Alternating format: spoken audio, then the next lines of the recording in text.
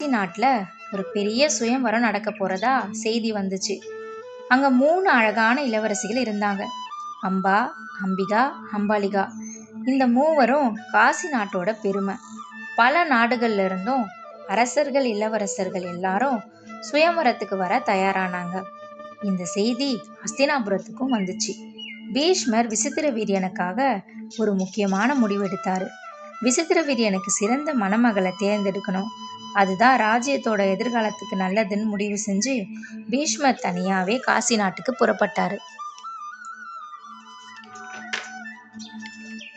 சுயம்வரம் நடைபெறும் அரங்கும் மக்களால நிரம்பி இருந்துச்சு.